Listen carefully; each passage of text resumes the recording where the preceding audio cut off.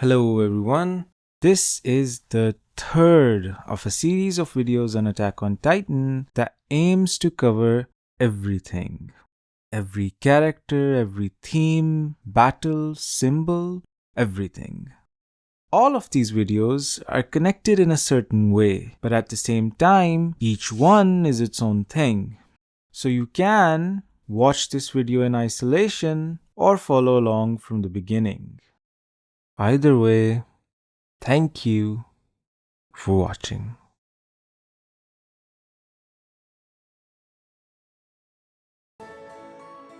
In this cruel, hateful world, and between all the varying grand philosophies claiming to know the solution to it, it's pretty natural that somewhere there'd be a voice asking, "Can't we just talk?"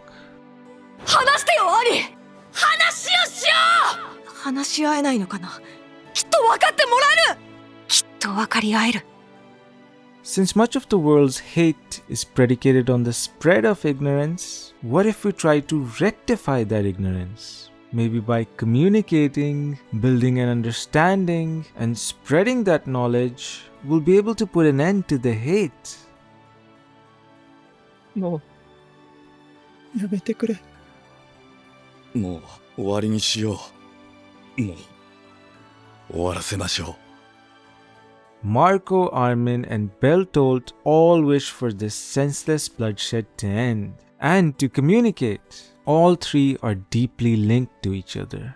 Through them and their interactions, the show explores the idea of diplomacy. While Marco initially seems like a very meek, pure-hearted boy, he's actually quite clever. ジャンは強い人ではないから、弱い人の気持ちがよく理解できる。 Marco can read people and situations well. Back at Trost, while it was Armin who took the spotlight with his plan to take out the Titans in the supply station, there was another who played a very crucial role. でも、僕なんかの案が本当にこれが最善策なんだろうか。これで行くしかない。もうこれ以上の案は出ないよ。あとは全力を尽くすだけだ。 Marco has this calming presence about him. By putting on a positive front here, he gives Armin the encouragement he needs, while also completely changing the mood of the group. When it came to leading the attack, it was Marco who took charge and ordered patience. 落ち着け！十分に引きつけるんだ！撃て！ And only once victory had been secured, did he finally reveal his anxiety. There are a lot of small, subtle scenes like this of Marco. Not only is he one of the most level-headed members of the group, but he has a knack for seeing people for who they are, rather than what they're trying to be, giving them a push in the right direction. However, while Marco seemed poised to be a future main cast member, his arc meets an abrupt end.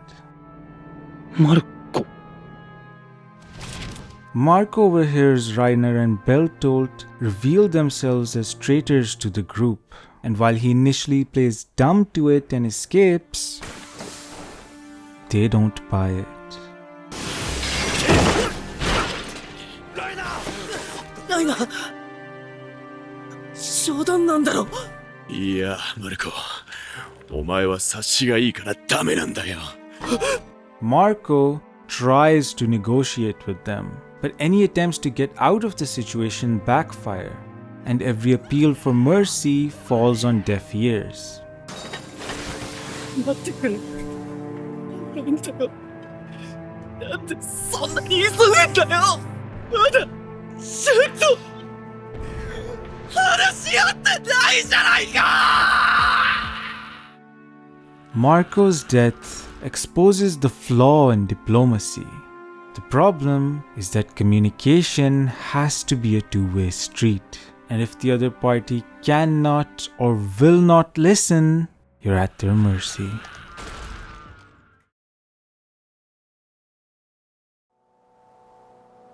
Bertolt had watched this scene intently, because this could very well be him. Bertolt Hoover grew up in an immensely oppressive environment where everyone seemed so sure that what they were doing was right.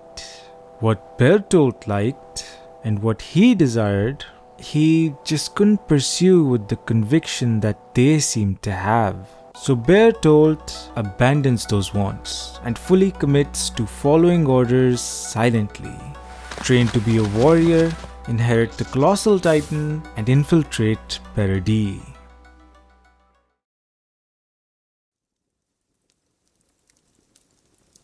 But in Paradis, Bertolt finds friendships. He finds that he's enjoying himself and getting comfortable among these people. And in the years he spends there, his wish that maybe they can understand each other and the fighting can end creeps its way in again.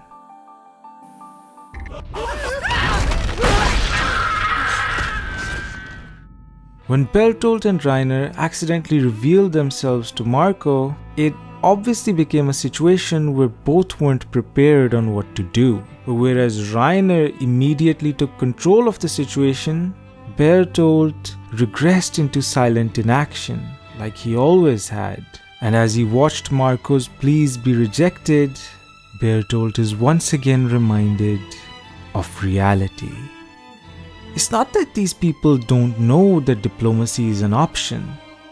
It's just such a naive and childish ideal that they've already rejected it.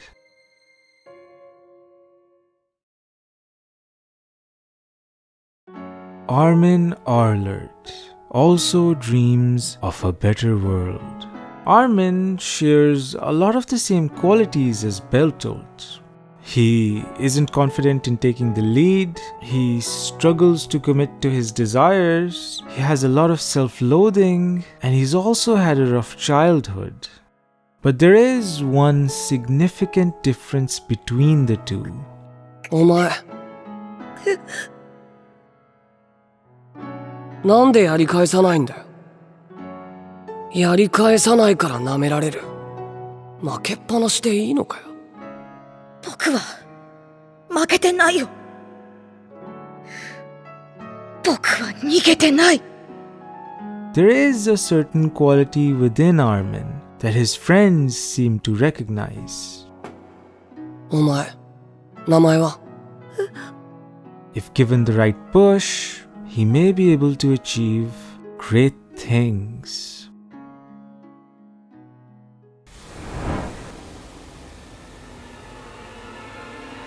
貴様の正体は何だ？人か？巨人か？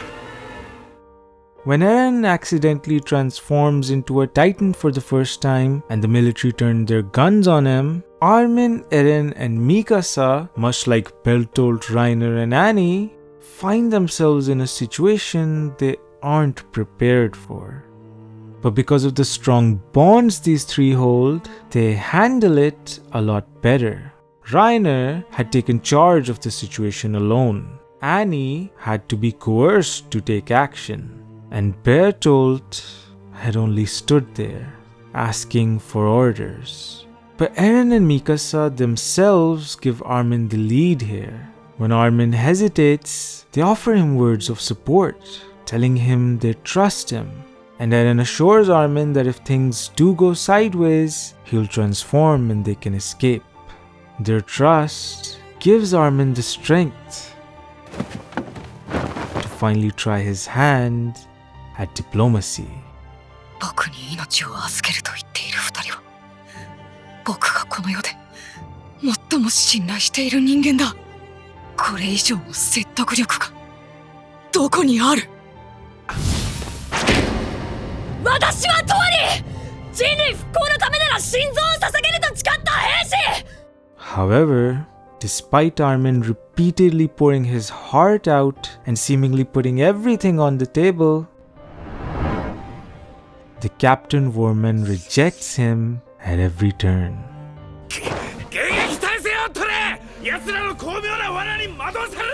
And this leads us to a different conclusion than the one we drew before. ダメだ。考えることが怖いんだ。These men in high places, in charge of barking orders, may act like they know reality, but in truth, they're too afraid to let their guard down because they'll be exposed. Fear is what dictates their choices, the fear of being vulnerable. That's why they refuse to communicate. But regardless of their reasons, communication has to be a two-way street. And no matter how you try to reach them, some people just will not listen. Armin and Bertolt both experienced their hopes falling apart, attempts at diplomacy being rejected, and the ones trying to reach out defeated and exposed as a result. These moments, though, aren't realizations but reaffirmations of the fears they've always had, that no one is willing to reach out like them. But what would happen if these two disparate people who do wish to communicate happen to find each other? Can they build a bridge between their opposing sides?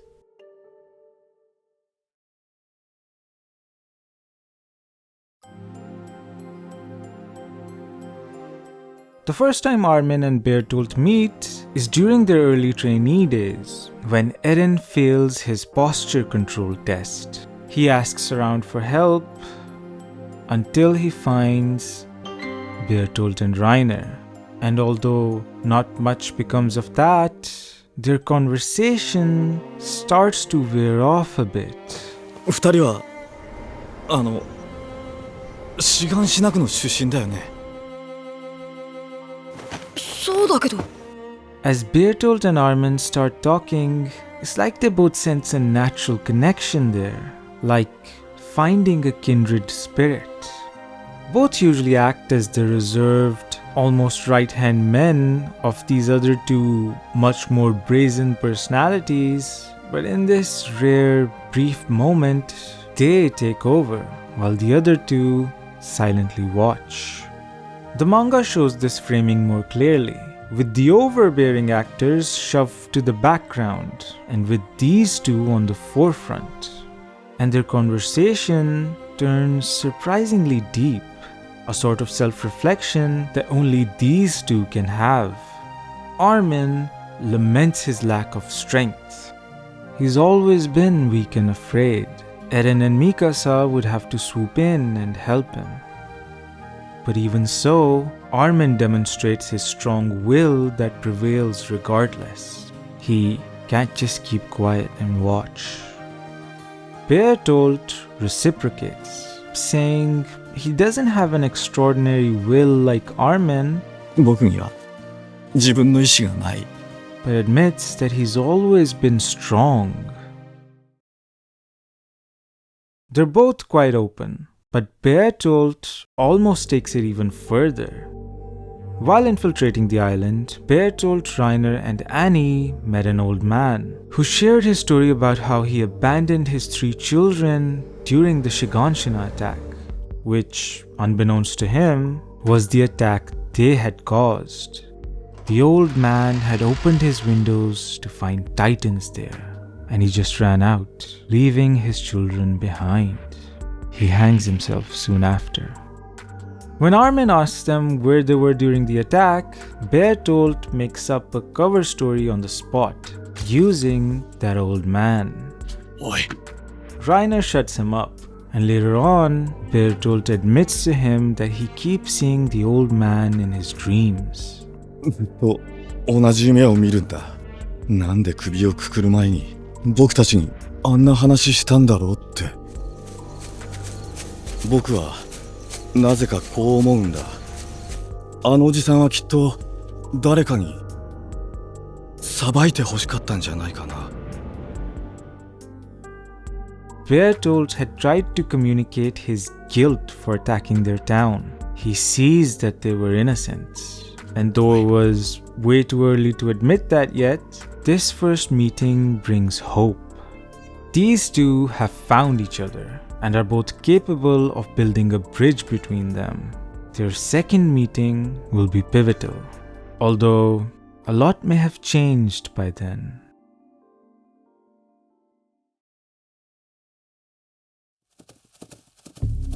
おいおい、なんでこんな観光名所に来るんだ？わからない。どんな意図があるにしろ、こんなとこで立ち止まるわけにはいかねえ。あのデカ女が追ってきてんだ。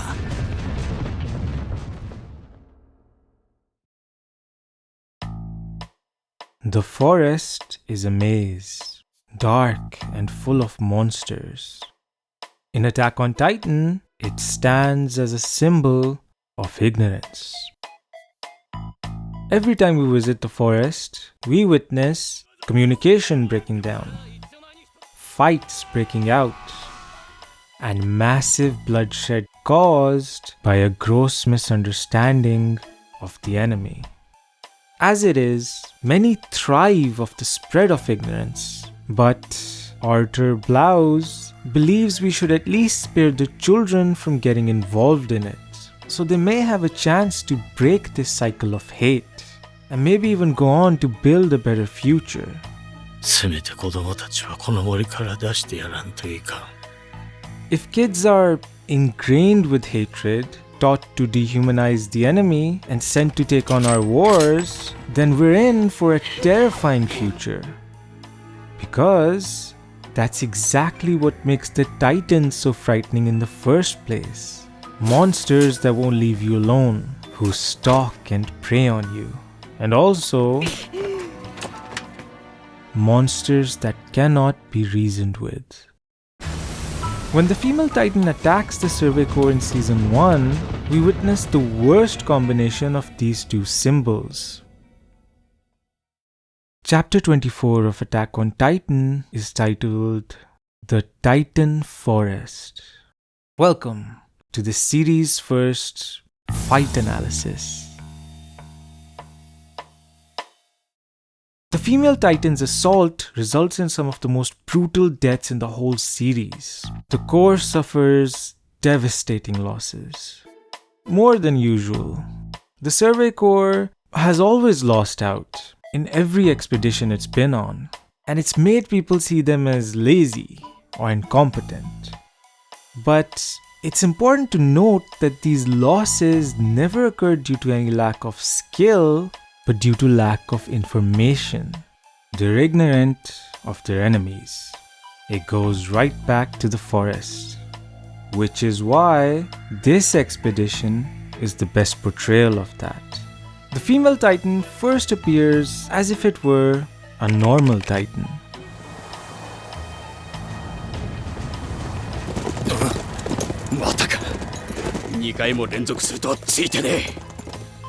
Although, if she's gotten this far, she must have blown past the other patrols. So they scratch that previous assumption and now conclude that this must be an abnormal Titan. 無視してこっちに来たとなると、あれも貴公子のようですね。 Only for the tension to jolt up suddenly.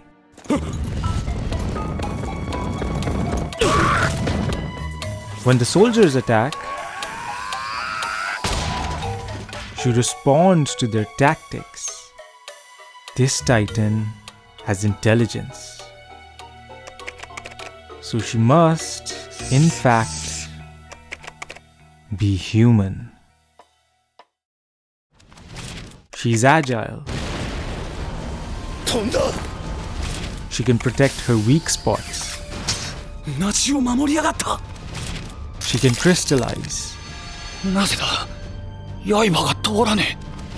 She can call in other Titans.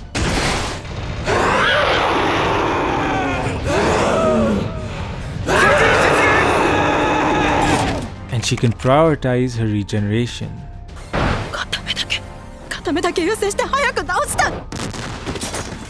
Each new piece of information comes at the cost of lives. And no matter how quickly the Corps would adapt to it, the female Titan would always be able to pull out another trick.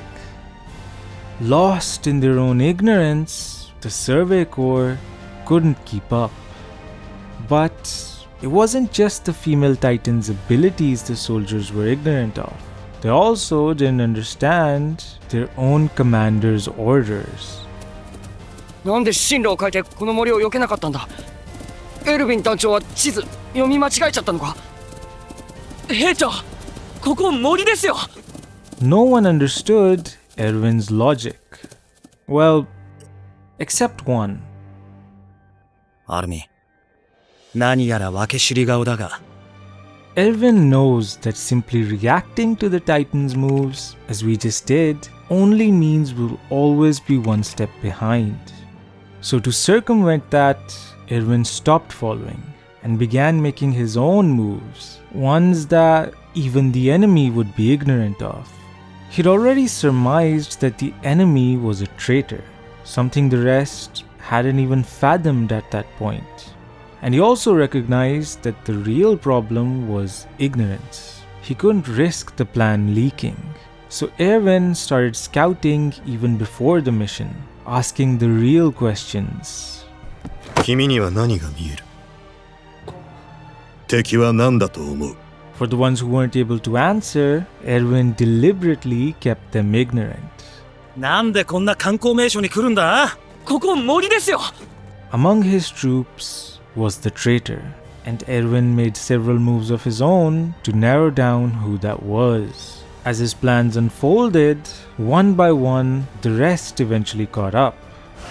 君には何が見える？あの質問に答えられていたら本作戦に参加できたのかもしれないな。But even so, でもそのためだとしても人が死にすぎた。though once again, Armin felt different. いや、間違ってないよ。 There are men who let fear rule their choices, too afraid to be wrong, too afraid of the consequences that follow. But Erwin's decisions aren't shrouded by either. 団長は選んだんだ。100人の仲間の命を切り捨てることを選んだ。This is a pivotal moment in Armin's development. A new world is opened up to him. For the first time, Armin proclaims, 何も捨てることができない人には何も変えることはできない。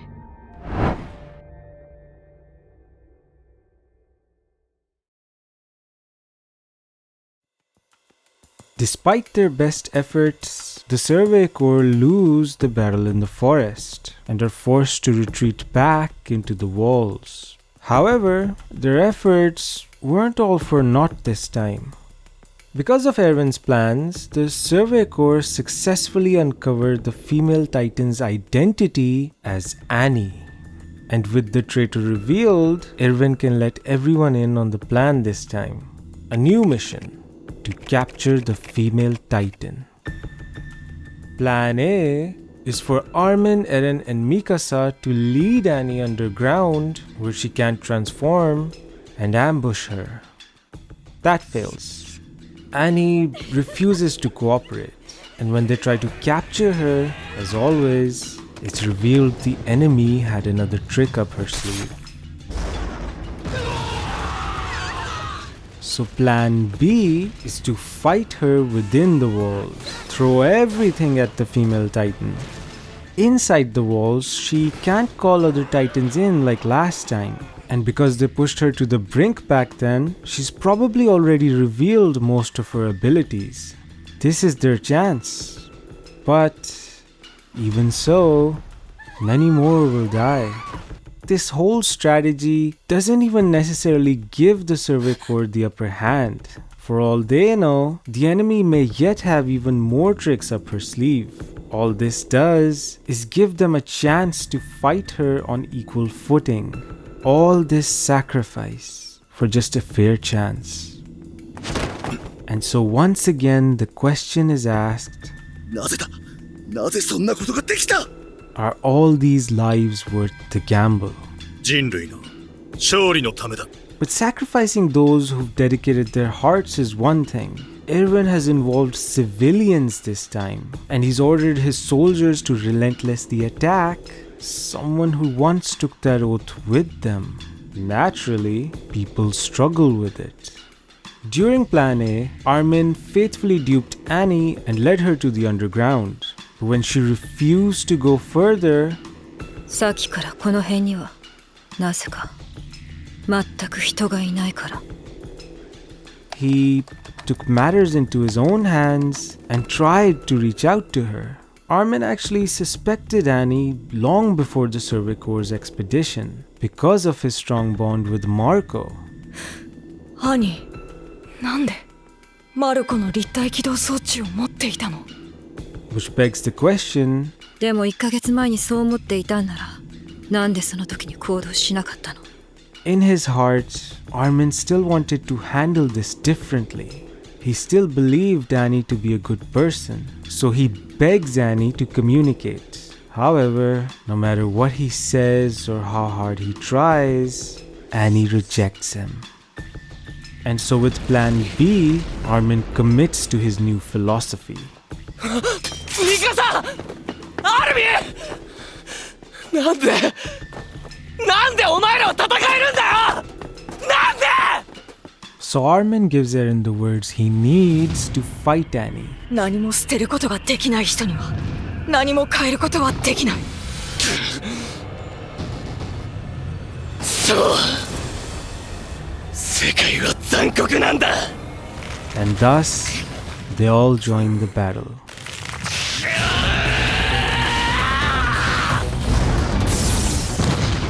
Disregarding any moral quandaries, the Survey Corps focus solely on capturing their target. And after a vicious battle, they finally bring down the female Titan. But alas, using her very final trump card, Annie encases herself in crystal. The Corps won't be able to get any information out of her, but they have nullified one of their greatest threats, which is huge. In comparison to the dead-end failures of the previous commanders, it cannot be denied that Erwin keeps producing results. Once again, Armin's diplomacy loses out and Erwin's pragmatism wins.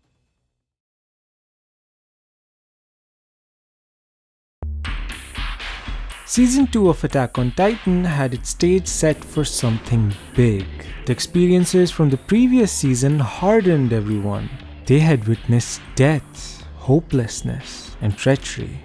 But even under those impossible conditions, Commander Pixis of the garrison won them the battle at Trost, and Commander Erwin of the Survey Corps won them the battle at Stohess. Both achieved these historic victories through their cutthroat tactics, and now the soldiers have started adopting that mentality as well.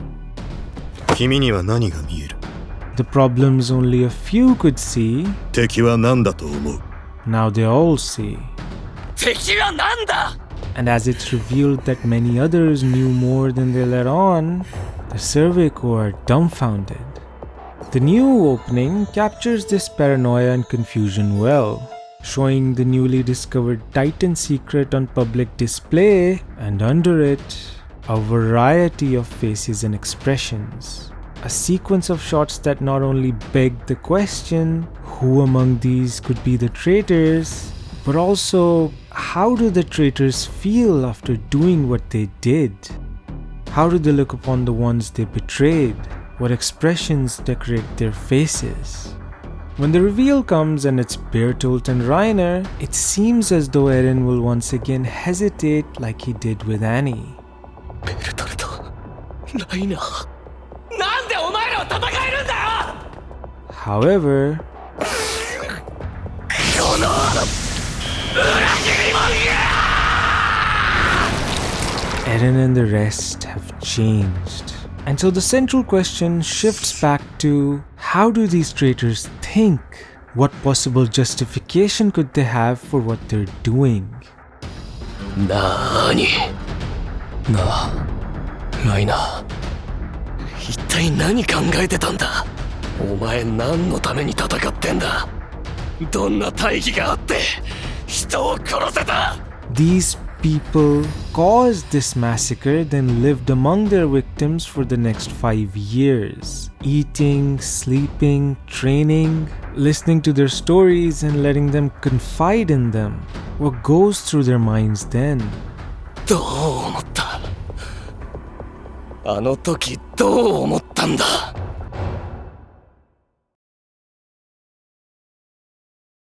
あの時は気の毒だと思ったよ。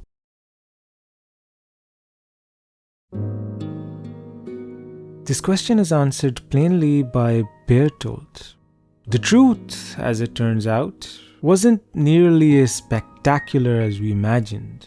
The perpetrators were victims in their own right, children dropped here to carry out this plan alone, who almost botched it before deciding to push through anyway. None of them really knew what they were doing until they did it. 俺たちはガキで何一つ知らなかったんだよ。 After which a rush of shame and guilt made its way to them. All three of them coped with that trauma in their own way. Annie tried to shut everyone out entirely. Rainer beat his identity into shape to fit whatever role he needed to play. And Bertolt just backed off, barely speaking. However, notice that whenever he does speak, there's always been a sense of honesty there, or at least an attempt to convey his true feelings. When you go back and revisit the earlier episodes, you'll notice how painfully obvious it is that these three are the Titan shifters. It's barely a mystery. In one instance, Bertolt is literally about to bite his hand and transform. It's all to reiterate that these are dumb kids who don't know what they're doing. They're scared and they panic quickly. And so inevitably, they expose themselves and jump ship, taking Erwin as a prize, hoping to be accepted back home. But the Survey Corp come after them, and Bertolt and Rainer eventually find themselves surrounded by their former comrades. Jean, Connie, Sasha, Historia, Mikasa, Eren, and Armin. One by one, each of them ask how they could do this. What drove them to betray their friends like this? なあ、嘘だろ。今までずっと俺たちのこと騙してたのかよ。そんなのひでえよ。全部嘘だったのか。なあ。誰が人なんか殺したいと思うんだ。 Once again, Bertolt answers truthfully, pouring his heart out, accepting his sin, admitting his shame, and directly answering their questions. 嘘じゃないんだ。本当に仲間だと思ってたよ。僕らに謝る資格なんてあるわけない。けど誰かお願いだ。誰か僕らを見つけてくれ。 But despite all of that, in the end, ベルトルト、エレンを返して。 they reject him.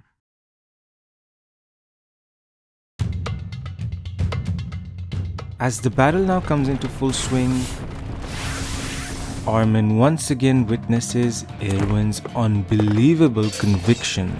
信じらんねえ。どういうつもりだ、エルヴィン。巨人を引き連れてきやがった。 Erwin gambles away his soldiers' lives once again.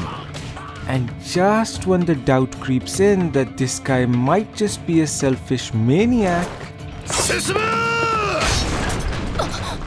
エルヴィンたちよ！進む！ Erwin proves he's willing to give his own life for the cause. And so when Armin gets a rare opportunity to speak with Bertolt alone,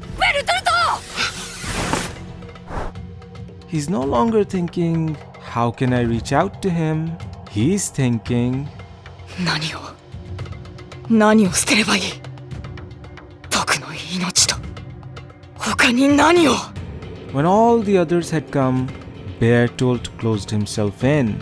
But when Armin comes alone, Bertolt doesn't take cover, even though the opportunity is right there. Bertolt leaves himself vulnerable to talk to Armin because he knows they both want the same thing. Neither is under any delusion that the other is a monster, and they can understand each other better than anyone else. This would be the time to find a diplomatic solution to this mess. But just like the others, Armin too has changed. いいの？二人とも仲間を置き去りにしたまま故郷に帰って。The ability to observe, understand, and empathize is largely seen as a virtuous attribute, which it is. But ever stop to consider the power one gains over the other? 兄を置いていくの？兄なら今、極北のユトピア区の地下深くで拷問を受けてるよ。Armin isn't a threat due to his physical strength, but the destruction he's capable of is taking a person's deepest desires and their deepest fears and firing it against them. 悪魔の末裔が根絶やしにしてやる! Bertolt had already made himself vulnerable. Armin only needed him to drop his guard. Once again, pragmatism wins out and Eren is recovered. However, while it may have helped them here, the impact of Armin's choice will extend beyond this battle.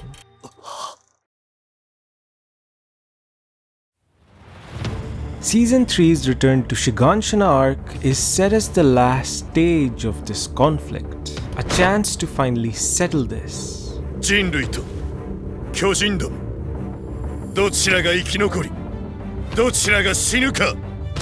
And among the numerous battles that take place throughout, one of the most crucial ones is led by Armin and Bertolt. All bridges have been burned for Bertolt. With his pleas rejected and his naivety exploited, Bertolt's finally receptive to Reiner's words that he needs to toughen up and fight. For Bertolt, it's time to finally step up. そうさ。ここで勝って終わらせてやる。 However, for Armin, doubt begins to creep in about the path he's taken on. During the battle, Armin and the others deal critical blows to the traitor Reiner. But seeing him finally defeated doesn't bring them any joy. 泣くな! 俺たちが殺したんだぞ! 交渉できる余地なんてなかった。Bertolt arrives, and as per the plan, he's supposed to transform into the Colossal and blow everyone away while they're all concentrated in one spot.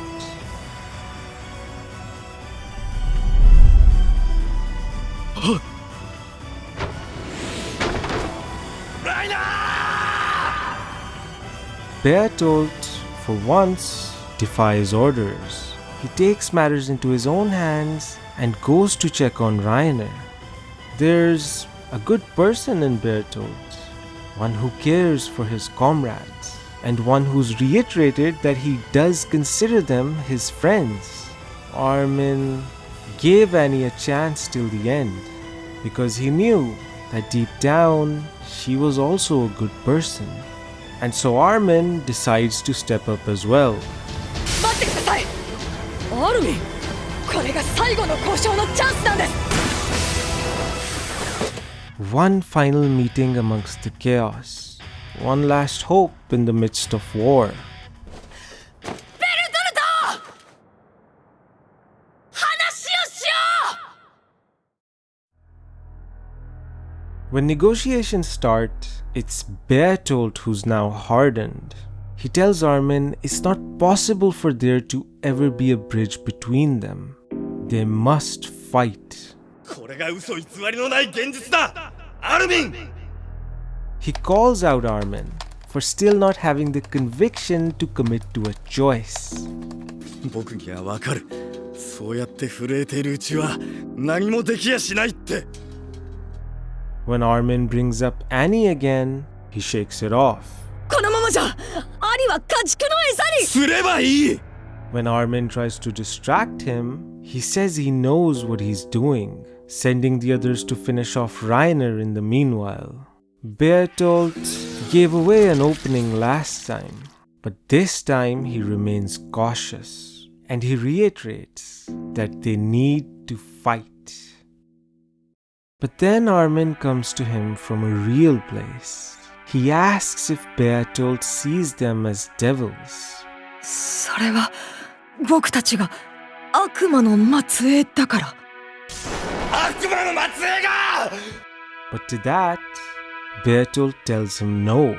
いや、君たちは誰も悪くないし、悪魔なんかじゃないよ。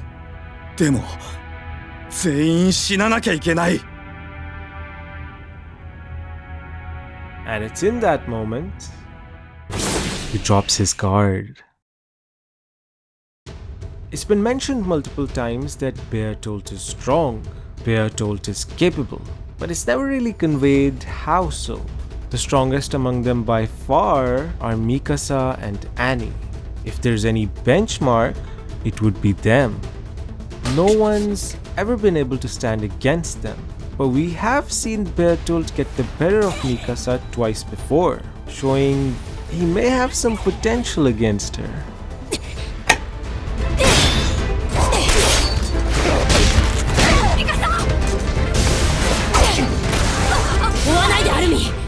Bertolt escapes, and Mikasa comments, あれが本当にベルトルトなの。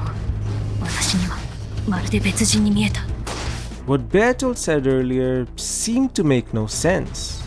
君たちは大切な仲間だし、ちゃんと殺そうと思ってる。 Until you realize it's because Bertolt has come to a conclusion. He kept telling Armin that this is how it must be. This is reality. だって世界はこんなにも残酷じゃないか。 The revelation Bertolt comes to is the same one Armin came to back then, and Bertolt makes that his choice.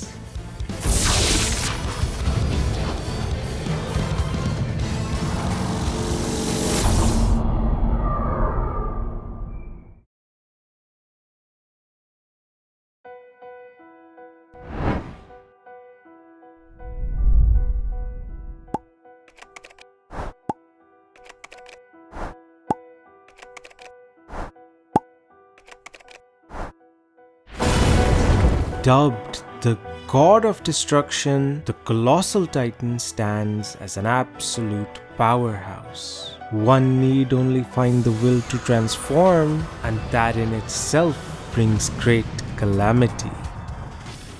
The Colossal Titan is a reflection of its inheritors. We've talked about how Armin and Bertolt both wished to stop fighting. We've talked about how they struggled to feel confident in themselves. And all that may have given off the impression that they're weak. Rest assured, these two are in fact capable of being the most dangerous pieces on the board, if they choose to. Reiner told Bertolt he's the strongest amongst all of them. And we've even seen him hold his own against Mikasa. Armin's intelligence, his ability to read people and manipulate situations can be downright terrifying if he ever decides to act on it. There's a manga-only sequence where, in just 3 panels, Armin explains how they could take control of all of Paradis.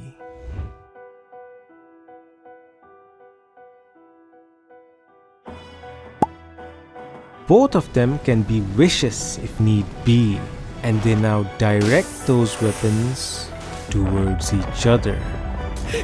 It is ironic. All this time, both of them could have found everything they were looking for in each other. But because they just couldn't be sure of that, all they ever accomplished was spurring the other on into bringing the worst out of them.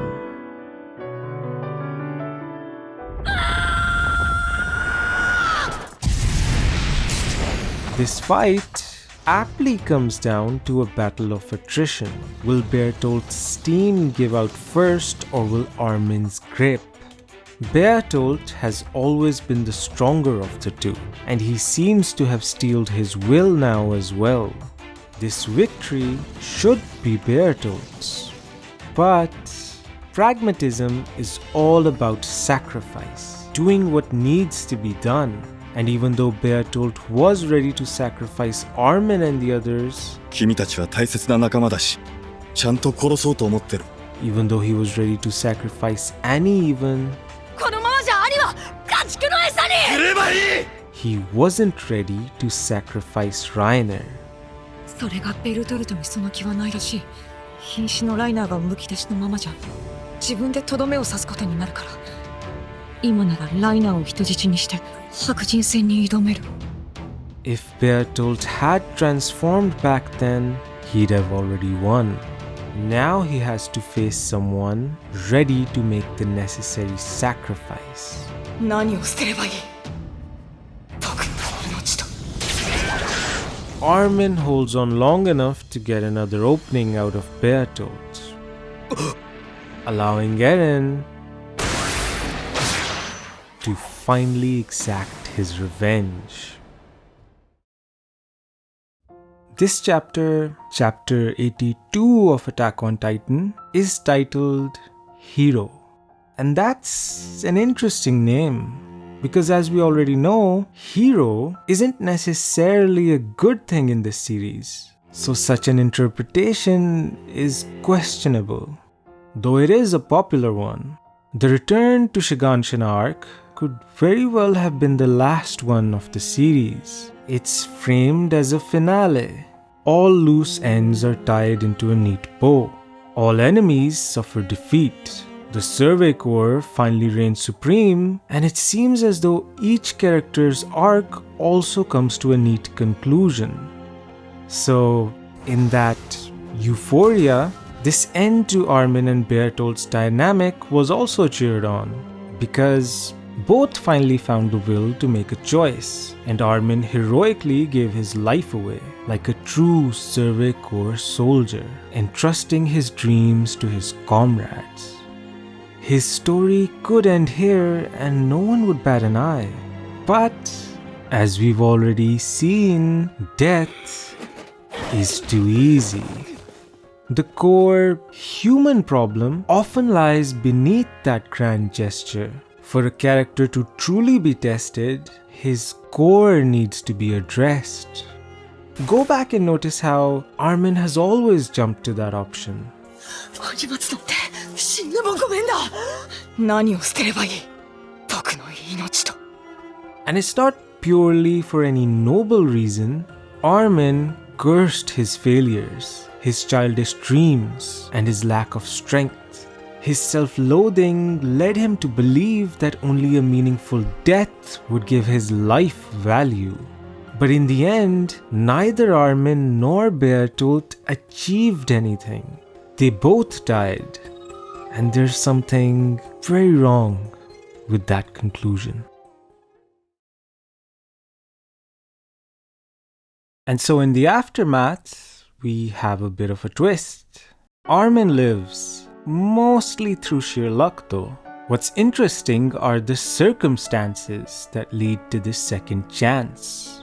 On the opposite side of the battlefield, Erwin heroically led his troops in a final charge.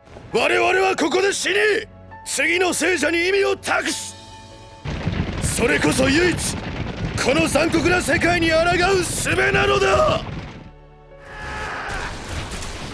Gambling away his own life this time.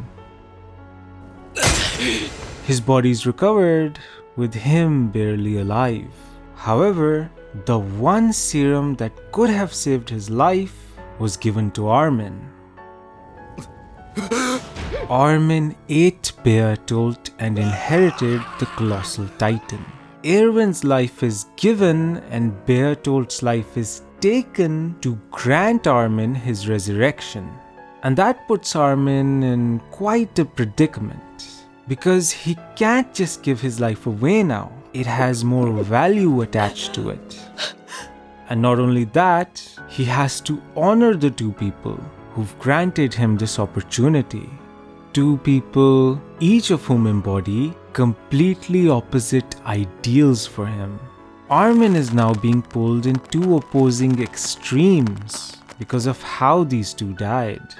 Armin's relationship with Bertolt was always about empathy and understanding, and now they've reached it.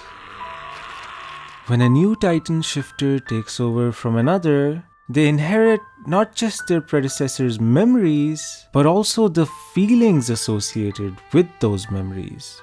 Armin realizes there was another path. Armin is forced to fully empathize with Bertolt's dreams, desires, fears, and regrets.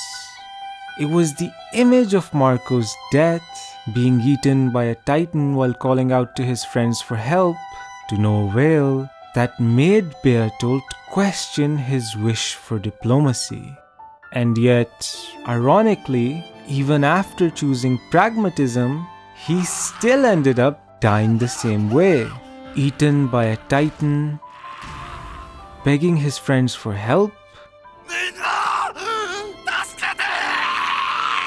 But just like he did back then, they watch and allow it to happen. Anytime hereafter we see Bertolt from Armin's mind, it's always this image of Bertolt crying. 痛い。痛いよ。 Bertolt led a miserable life. He always talked about wanting to end the suffering, stop this misery. But he still only ended up dying with regrets. Armin realizes he was partly to blame for that. Bertolt was a kindred spirit, and you can't say they didn't get a chance to negotiate. They both had ample opportunity. They just wasted their chances. So that's a point towards diplomacy, but on the other end, we have Erwin. If you think about it, Armin's relationship with Erwin is actually practically non-existent.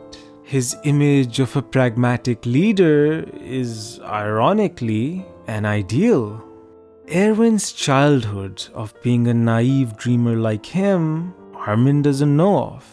Erwin's guilt, anguish, and constant self-doubt over the choices he's made, Armin doesn't know of. Erwin's wish of not wanting to give his life and see his dream for himself, Armin never gets to know about. Now etched in his mind is the idea of Erwin, the unwavering, pragmatic leader, the other extreme. So what's Armin to do now? Unlike the previous section, this one's been less so clear. Here we are at the end of our journey, and yet it doesn't really feel like we've gotten close to any answer. So how about we take one more look back, rein in all that we've been through, see if we can find a sliver of hope. In most cases, pragmatism seemed to have yielded the better results. But those results came at heavy costs. There are only so many people you can sacrifice, and there were adverse consequences of the choices made, leading to more deaths. Diplomacy was possible, but the question remains, how would they bring that about? What more could they have done? People rejected diplomacy due to fear. The fear of leaving themselves vulnerable. And that's where you realize Armin failed. In his negotiation with Kits, Armin seemed to have put everything on the table, but then again, he did have Eren waiting in the background to transform and escape in case things went sideways. In his negotiation with Annie, once again, he faithfully duped her and led her to the underground, and then tried to negotiate, while an ambush was ready as plan B. さっきからこの辺にはなぜか全く人がいないから。 In Armin's negotiation with Bertolt, which was to be his one last chance, Mikasa lied in wait, looking to pounce. What Armin admired of Erwin wasn't just his philosophy, but also his conviction towards it. Despite the risks involved, Armin needed to take risks himself, show himself vulnerable. That's where he failed. Later on in the series, we'll see how that's exactly what works. そのざまでどうやって俺の弾丸を避けるつもりだ。弾は避けられない。だがこのざまを敵の前にみすみすさらした。撃つか聞くか、あんたたち次第だ。では撃つ前に聞こう。ジークを殺すと言ったが。 Truth is, in this world, there are many kindred spirits, and you'll keep finding them in places you don't expect, as long as you keep moving forward with conviction. When Armin and Bertolt poured their hearts out, their efforts were never really fruitless. When Armin poured his heart out to Kits and his comrades, he may not have gotten through to them, but he did get through to Commander Pixis. 予算か。お前にはあの者の見事な敬礼が見えんのか。When Bertolt poured his heart out to Mikasa and his comrades, he didn't get through to them, but he did get through to Ymir. ありがとう、ユミル。すまない。Who knows who else is out there, or what the future can be if we're able to connect to them. Although such a future still feels like a dream. This particular dilemma is still too complex to navigate. But if there's anyone who can navigate it, it would be Armin. Chapter 73 of Attack on Titan sums up each of the main trio with one word. Armin is described as hope. With these lives on either shoulder, Armin may soon pave the path towards freedom.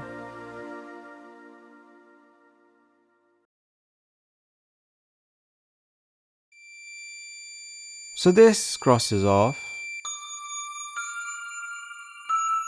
the third section. But there's a problem. Since that first section, there's been something lurking in the background, interfering with all our choices. And it's only grown more apparent since then, especially in this one. 地獄だ。今まで勘違いをしていただけだ。最初からこの世界は地獄だ。When Eren chose to stand against Annie, he said, そう、世界は残酷なんだ。 When Erwin chose to die with his troops, he said, 我々はここで死に、次の聖者に意味を託す。それこそ唯一この残酷な世界に抗う術なのだ。 When Bertolt chose to kill his friends, he said, だって世界はこんなにも残酷じゃないか。